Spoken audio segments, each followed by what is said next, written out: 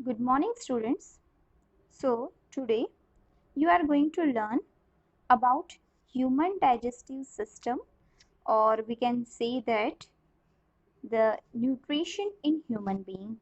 Okay so students, मैंने जैसे आपको बताया था कि ये चैप्टर ही पूरा बहुत ही ज़्यादा इम्पोर्टेंट चैप्टर है और इसके साथ साथ ये जो क्वेश्चन है आपका, ये क्वेश्चन बहुत ही ज़्यादा इम्पोर्टेंट क्वेश्चन है।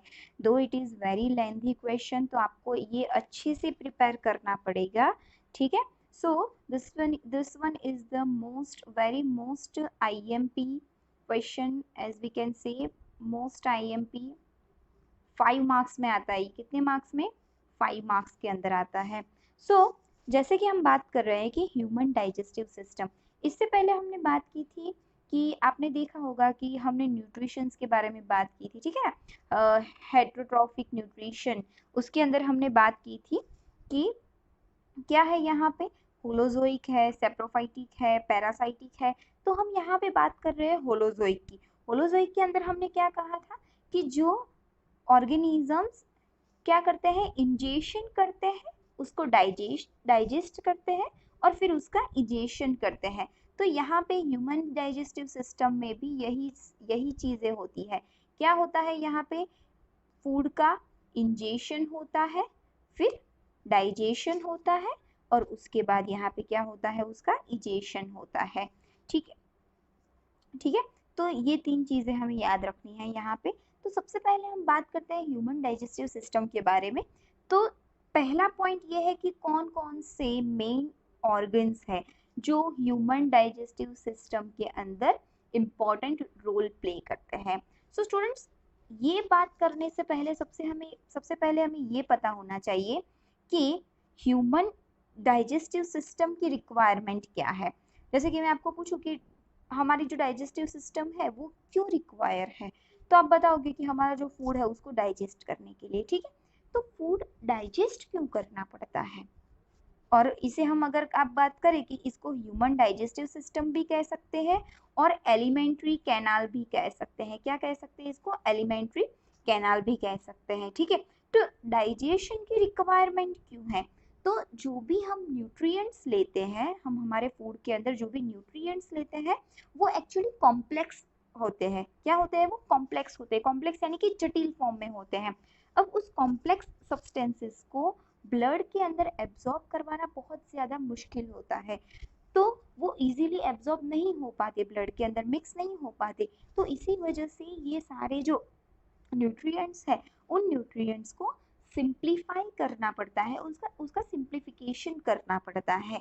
तो digestion is the process which is important for the simplification of the nutrients को क्या करने के लिए, सिंप्लीफाई करने के लिए ज़रूरी है, ठीक है। अब बात करते हैं कौन कौन से न्यूट्रिएंट्स। तो यहाँ पे मेन बेसिकली 3 न्यूट्रिएंट्स है। सबसे पहले हम देख लेते हैं यहाँ पे कि 3 मेन न्यूट्रिएंट्स हैं। सबसे पहले आप यहाँ पे देख सकते हैं कि ये है यहाँ पे, जस्ट मिनट, पेन कहाँ, ये रहा, ठीक है।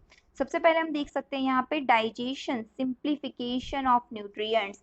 क्या है यहाँ पे? डाइजेशन क्या काम करता है यहाँ पे? न्यूट्रिएंट्स का सिंप्लीफिकेशन करता है। कौन कौन से न्यूट्रिएंट्स? सबसे पहले बात करें तो कार्बोहाइड्रेट्स। कार्बोहाइड्रेट्स का सिंप्लीफिकेशन होता है ग्लूकोज के अंदर। ये मैंने जो लिखा है ना, ये इसका सिंप्लीफिकेशन लिखा है C2G, ये याद रखना है आपको शॉर्ट फॉर्म में, C2G। तो CG मतलब क्या होगा? Carbohydrates converted into the glucose. Second होता है protein into amino acid, PA, ठीक है, PA ये शॉर्ट फॉर्म है, P for protein, A for amino acid. F fatty acid, sorry fat का होता है फैटी एसिड के अंदर एंड ग्लिसरॉल के अंदर। तो इसके लिए आपको याद रखना है, ये और नहीं है, सॉरी एंड है यहाँ पे, फैटी एसिड एंड ग्लिसरॉल के अंदर उसका कन्वर्जन होता है, ठीक है। तो ये 3 सब्सटेंसेस का हमें सिंप्लीफिकेशन करना है, इसीलिए पूरी डाइजेस्टिव सिस्टम है, ठीक है। पूरी ह्यूमन डाइजेस्टिव सिस्टम को 3 प्रोसेस के अंदर डिवाइड किया गया है। सबसे पहले इंजेशन यानी कि जो फूड हम मुंह में लेते हैं, खाना खाते हैं, उसको इंजेस्ट करना मतलब अंदर लेना।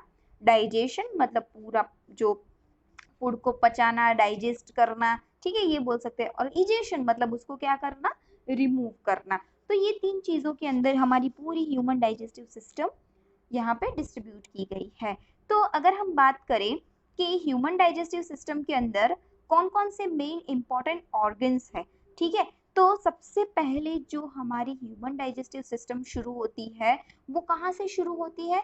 ह्यूमन डाइजेस्टिव सिस्टम शुरू होती है हमारे माउथ से, क्योंकि जैसे ही आपने फूड ले लिया, फूड डायरेक्टली आप स्वेलो कर जाओगे, निगल जाओगे? नो, वहां पे सबसे पहले क्या होता है, मुंह के अंदर प्रोसीजर होती है, ठीक है। तो सबसे पहले आपका जो माउथ है, जिसको हम क्या कहते हैं, बकल कैविटी कहते हैं या फिर ओरल कैविटी भी कह सकते हैं। अब आपको पता है आपके माउथ के अंदर क्या है, ये मैं आपको पूरा ओवरऑल समझा रही हूँ, इसके बाद हम डिटेल में डिस्कशन करेंगे। माउथ जो है हमारा, माउथ जिसको हम बकल कैविटी कहेंगे या फिर ओरल कैविटी, क्या कहेंगे, ओरल कैविटी, ठीक है, ये बातें आपको याद रखनी है, ओरल कैविटी या फिर बकल कैविटी कहेंगे। अब आपको पता है कि आपके माउथ के अंदर क्या है, टीथ है, फिर क्या है, टंग है, ठीक है। तो ये दोनों चीजें हैं, टीथ है और टंग है। तो आप जब भी कोई फूड देखते हो तो आप बोलते हो कि आपके मुंह में पानी आ गया, ठीक है। So what is that what is that water, actually पानी आता है मुंह में? No, that is the saliva. हमारे मुंह के अंदर जो सलाइवा है, अगर गुजराती लैंग्वेज में कहे कि थूक जो मोढ़ाમાં થાય ને આપણે produce, so that is the saliva, okay, so that saliva is important here, and that saliva is produced by the salivary gland. salivary gland क्या सिक्रेट करती है, सलाइवा सिक्रेट करती है, और इस सलाइवा के अंदर क्या होते हैं, एंजाइम्स होते हैं, जिसको हम सेलिवरी एमिलेज कहते हैं। क्या कहते हैं, सेलिवरी एमिलेज। ये सारी बातें हम बाद में भी करेंगे, ठीक है, लेकिन ये मैं आपको ओवरऑल समझा रही हूँ।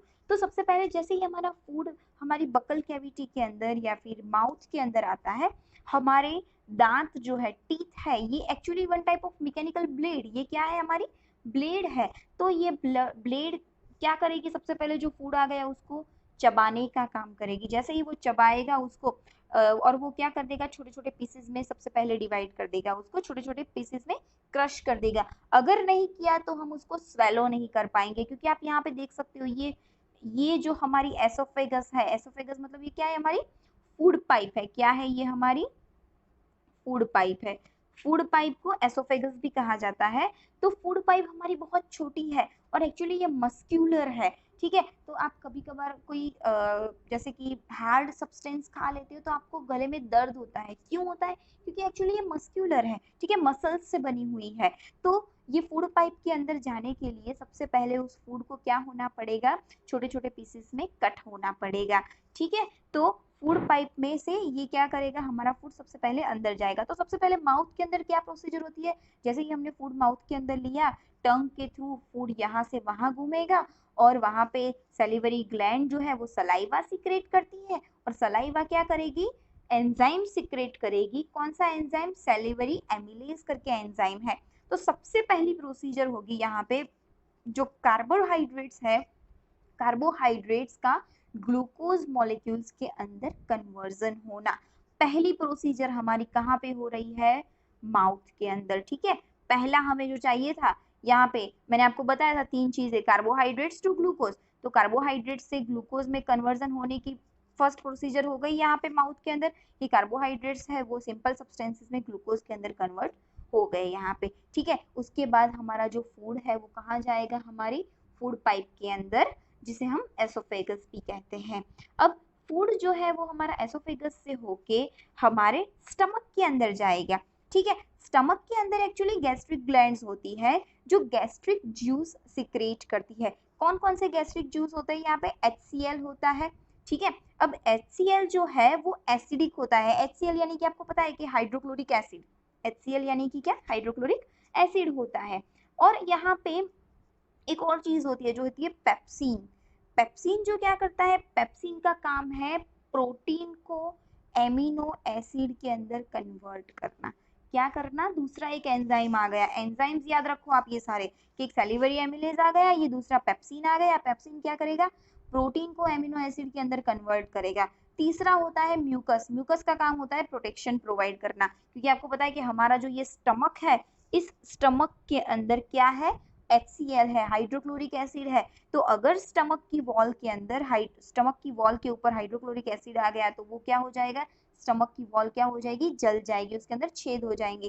कभी कभार हमें फील नहीं होता कि एसिडिटी समथिंग होता है, तो वो क्यों होता है, क्योंकि HCl की अमाउंट क्या हो जाती है, वो बढ़ जाती है। ठीक है, तो सबसे पहले यहाँ पे आपका जो फूड आएगा ना, वो फूड क्या हो जाएगा, HCl के साथ मिलके क्या हो जाएगा, वो एसिडिक हो जाएगा। क्या हो जाएगा यहाँ पे, एसिडिक हो जाएगा। ठीक है, अब उसके बाद सबसे पहले हमने पेप्सिन के थ्रू क्या किया, एमिनो एसिड के अंदर उसको कन्वर्ट कर दिया। उसके बाद हमारा फूड जो है अभी स्टमक में, ये लीवर है। उसके बाद आप देखिए यहाँ पे दूसरा एक है यहाँ पे लीवर। लीवर क्या करता है कि लीवर यहाँ पे दो चीजें सिक्रेट करता है, एक होता है बाइल जूस, दूसरा होता है बाइल सॉल्ट होता है। ठीक है, उसके बारे में हम बाद में डिस्कशन करेंगे। दूसरा है यहाँ पे पेनक्रियास। पेनक्रियास क्या करता है, वो भी दो चीजें सिक्रेट करता है, एक होता है ट्रिप्सिन और दूसरा होता है लिपेज। ट्रिप्सिन का काम है यहाँ पे, जो पेप्सिन के थ्रू हमने क्या किया था, प्रोटीन को एमिनो एसिड के अंदर कन्वर्ट किया था। देखिए सुनिए, पेप्सिन और ट्रिप्सिन दोनों क्या है, सेम साउंड करते हैं, दोनों भाई भाई है पेप्सिन और ट्रिप्सिन। तो प्रोटीन को एमिनो एसिड में कन्वर्ट करने का काम पेप्सिन भी करता है और दूसरा कौन करता है, ट्रिप्सिन भी करता है। फिर पेनक्रियास क्या करता है, लिपेज को भी सिक्रेट करता है। लिपेज का काम है यहाँ पे फैटी एसिड और फैट को फैटी एसिड और ग्लिसरॉल के अंदर कन्वर्ट करना। तो हमारा पूरा जो तीन चीजें थी इंपॉर्टेंट, वो हो गई हमारी, जैसे कि कार्बोहाइड्रेट्स का ग्लूकोज में सबसे पहले मुंह में वो हो गया कन्वर्जन। उसके बाद पेप्सिन ने क्या किया, स्टमक के अंदर प्रोटीन को एमिनो एसिड के अंदर कन्वर्ट कर दिया। पेनक्रियास क्या सीक्रेट करती है, ट्रिप्सिन और लिपेज सीक्रेट करती है। ट्रिप्सिन क्या करेगा, जो पेप्सिन नहीं कर पाया जिस प्रोटीन को सिंप्लीफाई, उसको वो क्या करेगा, ट्रिप्सिन करेगा। फिर पेनक्रियास क्या करेगी, दूसरा एक सीक्रेट करती है लिपेज। लिपेज का काम क्या है, यहाँ पे फैट्स को फैटी एसिड्स एंड ग्लिसरॉल के अंदर कन्वर्ट करना। उसके बाद स्टमक के बाद हमारा फूड आ जाएगा स्मॉल इंटेस्टाइन के अंदर। कहाँ पे आएगा, स्मॉल इंटेस्टाइन के अंदर। Small intestine is a site of complete digestion. Small intestine के अंदर क्या होता है, कंप्लीट फूड का डाइजेशन होता है। स्मॉल इंटेस्टाइन के अंदर छोटी छोटी विलीज होती है, फिंगर लाइक प्रोजेक्शन होता है, जिसकी वजह से जो भी फूड है जो वो एब्जॉर्ब हो जाएगा। ठीक है, उसके बाद फूड हमारा आएगा लार्ज इंटेस्टाइन के अंदर। लार्ज इंटेस्टाइन के अंदर और ज्यादा रिलीज होती है, जो बाकी बचा वाटर एब्जॉर्ब कर देती है। और जो वेस्ट फूड है, ठीक है, जो डाइजेस्ट नहीं हुआ, वेस्ट तो नहीं बोल सकते, अब जो डाइजेस्ट नहीं हुआ अनडाइजेस्टेड फूड, उस अनडाइजेस्टेड फूड को वो कहाँ भेजेगी, एनस के अंदर भेजेगी, और एनस के थ्रू क्या हो जाएगा, इजेशन हो जाएगा। So this is the overall human digestive system. अब हम डिटेल में इसके बारे में बात करते हैं। तो जैसे मैंने आपको बताया कि human digestive system three process के अंदर डिवाइडेड की गई है। एक है इंजेशन, दूसरा है डाइजेशन, तीसरा है इजेशन। इंजेशन करना मतलब फूड को अंदर लेना, डाइजेशन करना मतलब उसको डाइजेस्ट करना, इजेशन करना मतलब उसको बॉडी में से रिमूव करना। ठीक है, डाइजेशन क्या है, एक सिंप्लीफिकेशन है, जो न्यूट्रिएंट्स का सिंप्लीफिकेशन है, न्यूट्रिएंट्स को सिंपल सब्सटेंसेस के अंदर कन्वर्ट करना। तो कौन कौन से न्यूट्रिएंट्स, मैंने आपको बताया कि कार्बोहाइड्रेट्स जिसका ग्लूकोज में कन्वर्जन होता है, प्रोटीन है उसका एमिनो एसिड में कन्वर्जन होता है, फैट्स है उसका फैटी एसिड एंड ग्लिसरॉल के अंदर कन्वर्जन होता है। तो एलिमेंट्री कैनल, एलिमेंट्री कैनल क्या है, एलिमेंट्री कैनल इज व्हाट, जहां से आपका माउथ शुरू होता है ना, माउथ से लेके, जैसे कि यहां से लेके माउथ से लेके एनस तक, ये पूरा क्या है आपका एलिमेंट्री कैनाल है। क्या है ये पूरा आपका एलिमेंट्री कैनाल, यहाँ से लेके यहाँ तक, ये पूरा एनस तक आपका एलिमेंट्री कैनाल कहा जाता है। ठीक है, so elementary canal is basically long tube extending from mouth to anus. Various region are specialised to perform different functions. मैंने आपको बताया कि हमारे जो डाइजेस्टिव सिस्टम के अंदर डिफरेंट डिफरेंट ऑर्गन्स है, कौन कौन से, जैसे कि टंग है, माउथ है, एसोफेगस है, डायफ्रागम है। डायफ्रागम का यहाँ पे कुछ काम नहीं है अभी फिलहाल। तो गॉल ब्लेडर है, बाइल डक्ट है, लीवर है, स्टमक है, स्मॉल इंटेस्टाइन है, पेनक्रियाज है, लार्ज इंटेस्टाइन है, अपेंडिक्स है, एनस है, ये सारे इंपॉर्टेंट ऑर्गन्स है। ठीक है, इन सबका ह्यूमन डाइजेस्टिव सिस्टम के अंदर एक इंपॉर्टेंट रोल है। सारे अलग अलग फंक्शंस परफॉर्म करते हैं। ठीक है, तो सबसे पहले हम बात करते हैं माउथ या फिर बकल कैविटी के बारे में। ठीक है, तो सबसे पहले ingestion, the process of taking food into the body is called ingestion. Food को अंदर लेना, उसे हम क्या कहेंगे? इंजेशन कहेंगे। द माउथ और buccal cavity contains teeth, tongue and salivary gland etcetera. Mouth क्या कंटेन करता है? टीथ कंटेन करता है। माउथ के अंदर क्या है? टीथ है हमारे, टंग है और सैलिवरी ग्लैंड्स है। ठीक है, तो आप स्टूडेंट्स यहाँ पे देखिए, मैं आपको कुछ आप 7th या 8th में पढ़ चुके होंगे टीथ के बारे में। तो सबसे पहले आप देखिए, आपके आगे की ये जो 4 दांत है, ठीक है, that is the incisor. Incisors का काम क्या होता है? यहाँ पे इंसीजर्स का काम क्या होता है? ये कटिंग टीथ कहा जाता है इसको। कुछ भी आपको कट करने के लिए या फिर उसको कट करने के लिए, काटने के लिए आप जो भी यूज करते हो, ये क्या होता है? इंसीजर टीथ होते हैं। उसके बाद आते हैं हमारे कैनाइन। क्या होते हैं ये? कैनाइन।